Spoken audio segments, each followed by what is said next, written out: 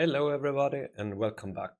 In this part 3 we're going to continue to do the VFX setup with the snakes. So up until now we made a snake mesh, we made a snake shader in shader graph, and we now going to put everything together in VFX, in Unity VFX. So you can see the behavior of the snakes. They turn and they act really nice. As well, we're going to have a position where the snake's gonna avoid, so we can, for instance, have a player having a torch, I don't know, whatever, to walk through the snakes, like Indiana Jones maybe, or something else. So, and also we can control the avoid distance like this, or of course have less, and the snakes will eventually come back.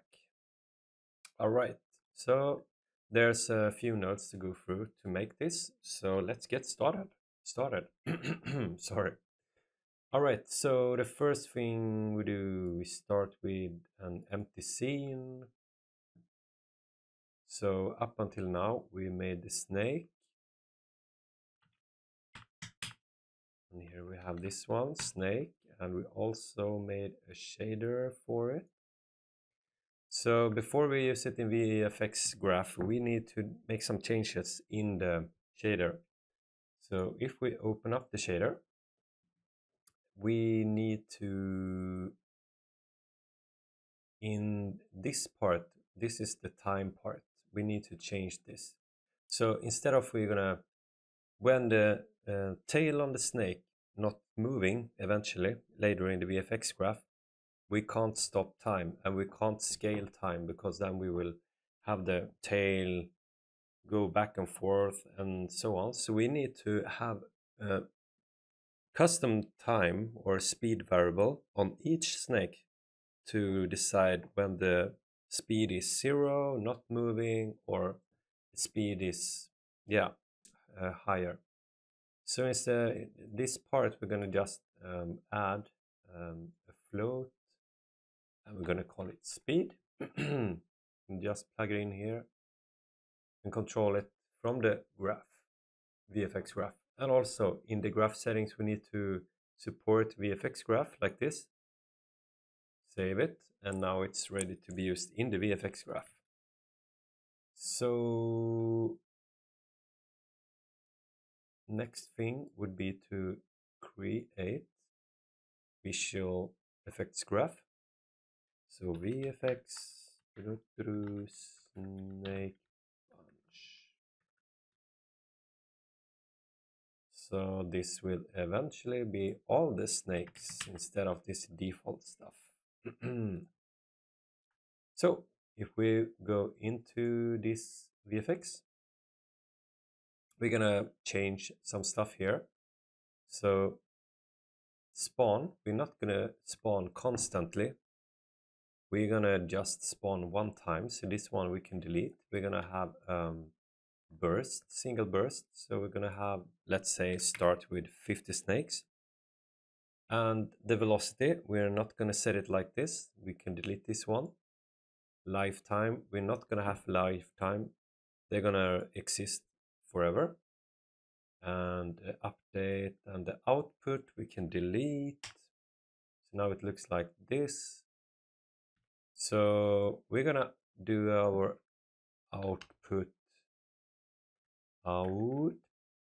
HDRP lit mesh, because we're gonna have our own snake. So we're gonna have the snake as a mesh. So we also gonna have a shader. So we're gonna pull in the shader. So there's in our shader, there's a sub shader that's made for VFX. You just drag it in like this.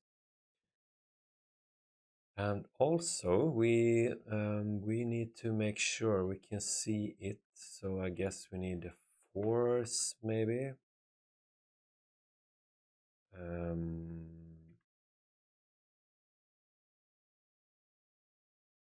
and we need to set size. We can do it random actually. We do one for now. And orient advanced. So we do, for now, we just do it with Z and I as it is. We change that later on. So you see, here are all our 50 snakes going to the right on the X direction. Because we added the force, we're gonna, I think we need, yeah, so we just have a 0 in force. We're gonna change this later on. So the first thing we want to do, we just want to scatter out the snakes, or the particle if you want to think it that way. And for that we will do in the initialize particle. So the first thing we do is to set position, and we're just gonna do it with, if we take the random number and we so if we plug this into a sign and we do this as a vector 3,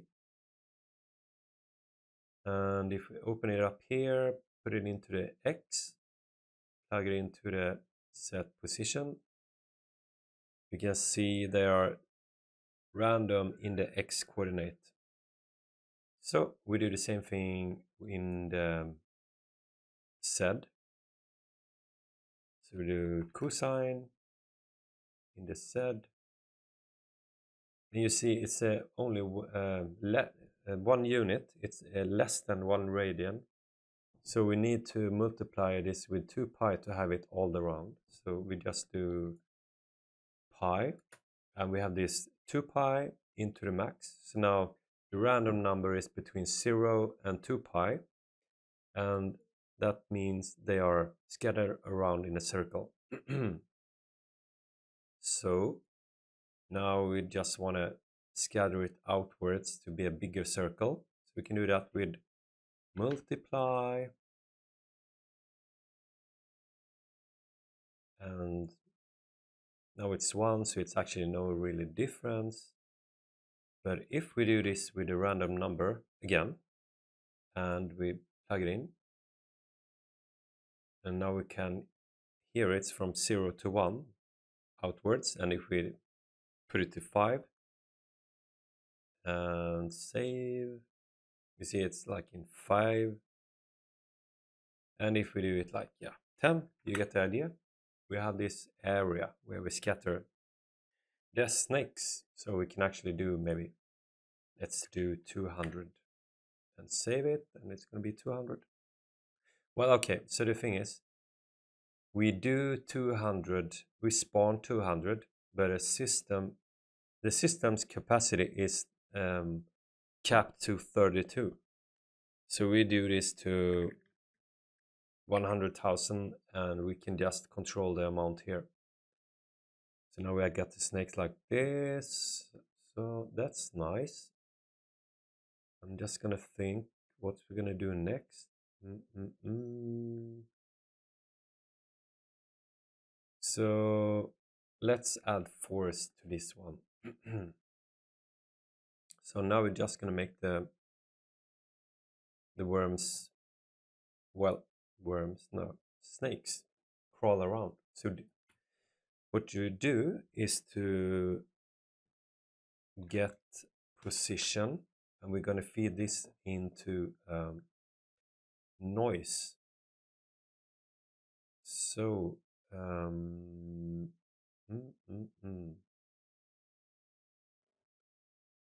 do a Perlin curl noise 2D. We're gonna use a 2D because we're only gonna have it on the plane, so the I direction is not needed. So if we do this one and make a vector 3, well, actually we're gonna open it up, and we don't need to do that. We can just plug it in like this.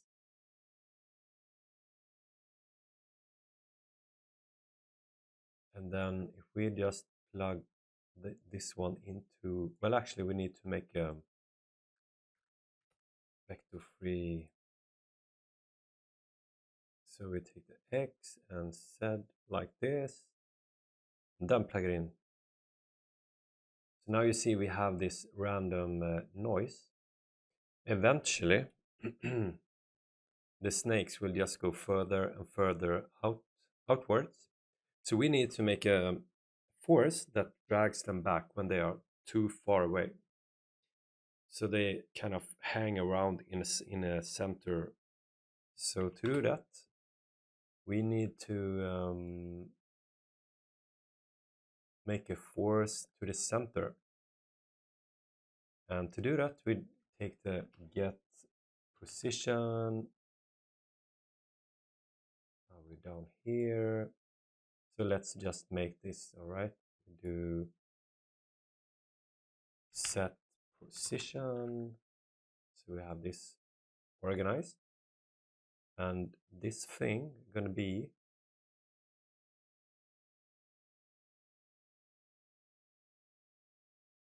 noise force. Noise force like this. So this part's gonna be the center force. So what we need to do, we need to get the length. So the thing is, we need to know how far the snakes is from this center here, right? So the further away they are, well, we get the length, and the further away they are, the more force they're gonna have to go to the center again. And it's pretty easy to do. So what we do, we get the length, and we also do this normalize, and we negate it. So if we just focus on these three first, so when we have this, let's say,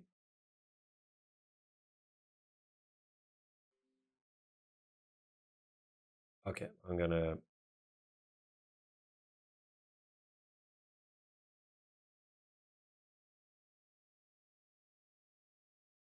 so we do like this, and I'm gonna show you in the Photoshop just to explain it.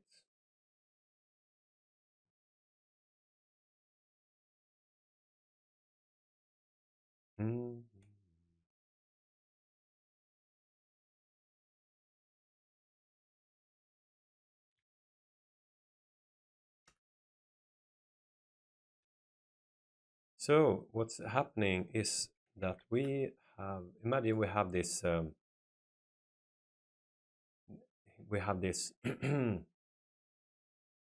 coordinate system to the VFX graph, and also all the snakes, they have their own coordinate space. So what we're going to do now to get the force towards the center, we're going to take the position. So the position, we're going to treat it as a direction like this. And when we have the position and think about it as a direction, we're going to normalize it. So we normalize it. So it's a 1 unit long. And then we're going to invert it. So we negate it one time. And then we add it to the snake. So we will add a force towards the center. And the further away, the more power it's going to have. So what we made here, this is exactly what we made with these three nodes. And we have, let's see, so this is the noise force right up here. So we need to lerp between these two. So when they are too far away, they're gonna stop with the noise and go inwards instead. So if we put this one here, and we put this one into the force, and we do 1, you see it just go to the center. Now we're gonna lerp and not having this force all the time. So if we do 0, we back, save it again. So now it's from as it was before. So when we take the length, we can actually just plug it in here. So when it's really close, they're gonna do the noise instead. When it's further away, it's gonna add this force, but it's too strong. So what we can do is to, if we put in a divide, and let's say we have also a float here, and the float's gonna represent a center drag distance. So let's say if this one is set to 10, we can just use this one, and 10, so we divide it, so it's just 10% strength. So now you see it's giving more room for the noise. And if we even more, maybe we have it like 40, it should be even more space before they start to go back. So this is nice. So they have a much bigger area. So I actually want to go back to this noise, because there are some caveats here. When we take this position into the noise, eventually when we just let the noise, or let this simulate, eventually they're just going to have the same noise pattern and behave the same way. They're going to like follow each other in a line. So what we need to do, well, first off, we're going to change the force, and we're going to set the force to relative, and I find the drag. If we do the drag 0.5, it's a good value.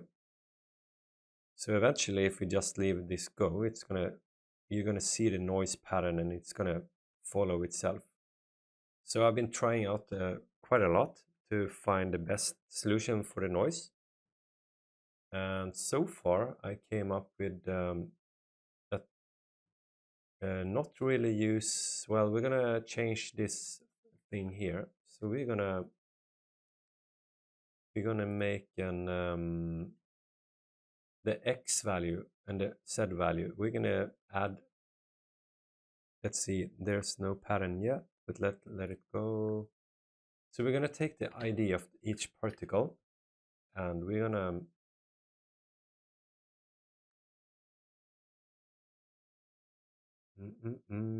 multiply. So if I do 10, obviously it's going to be 10 times the ID. And if we do an add, and we add the x value like this, so we actually offset the noise for each particle by 10 in x. So by doing that, we know that it will be more random. And also we're going to do a VFX time and take the total time. We're going to multiply. So I try this out. So I want to move the noise. Well, actually I move the input coordinates here to have the noise to move a little bit, because what tends to happen is eventually the particles get stuck in some kind of noise corner and just flips. And so if we add this, we will always animate the noise so they won't get stuck anywhere. So we have this, and we also add the time to the x. So actually this setup is I found works pretty good, so let's go with this. And the frequency, well, if I do some more particles here, let's do 5,000. And you can see the noise here. If we change the frequency to 10,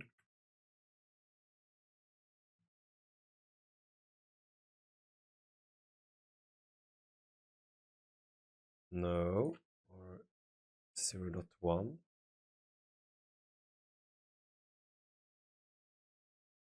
Maybe it's too many snakes to see what I'm trying to show. Let's do it like this, 500. I can't really see the problem that I'm... Well, okay, so the noisy, what I'm trying to do is that frequency is how big the noise is. So if I do 10, the noise is going to be much more detailed, as I understand it. And if I do smaller value, the noise is going to be much bigger. So I want bigger movements. So I found these values pretty good. But it always depends on your situation, and you can change them, of course. So now we got the positions like this, and the last thing we're going to do, we have orient. If we do just change one thing, we do the get velocity, and we add the velocity to over here. So this is the result we have now. The snakes have this at least pointing in the velocity direction. And we're going to continue to fix the tails and all the other stuff and colors and so on. And I'm going to explain some stuff. But I'm going to do it in the next part. So see you in the next part. Thank you so much.